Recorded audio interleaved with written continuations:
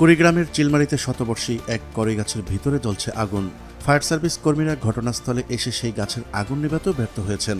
এ নিয়ে স্থানীয়দের মাঝে কৌতূহলের সৃষ্টি হয়েছে।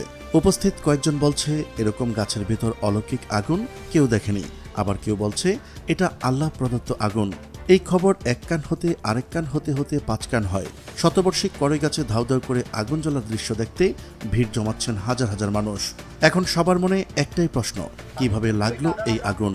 তা জানাবো আমাদের সহকর্মী রাশেদুজ্জামান তাওহিদের ভিডিও চিত্রে। চলুন শুরু করা যাক। মঙ্গলবার সকালে উপজেলার রমনা মডেল ইউনিয়নের রমনা রেল স্টেশনে এমন বিস্ময়কর ঘটনা ঘটেছে।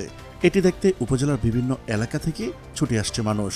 সরেজমিনে দেখা যায় রমনা রেলওয়ে স্টেশনের প্ল্যাটফর্মের পাশে থাকা একটি বিশাল আকৃতির শিলকড়ই গাছের গোড়ার ছিদ্র দিয়ে আগুনের লেলিহান শিখা দেখা যায়।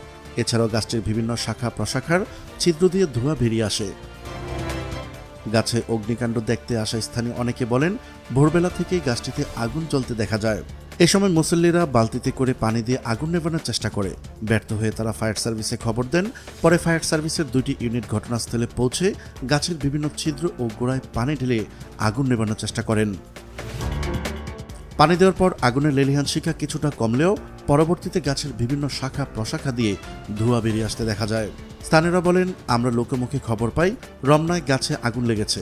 ঘটনাস্থলে এসে দেখি সত্যিই আগুন লেগেছে। তারপর শুনলাম ফায়ার সার্ভিস এসে আগুন নেভানোর চেষ্টা করেও ব্যর্থ হয়েছেন।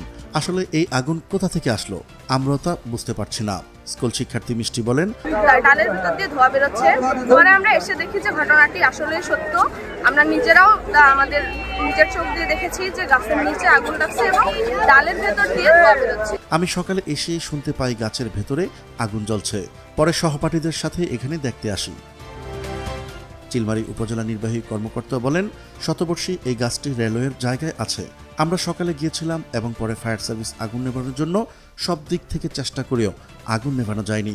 পরে রেলওয়ে ও বন বিভাগকে বিষয়টি জানানো হয়েছে। এখন তারা গাছটির ব্যাপারে সিদ্ধান্ত নেবে। প্রিয় দর্শক, আজ এই পর্যন্তই।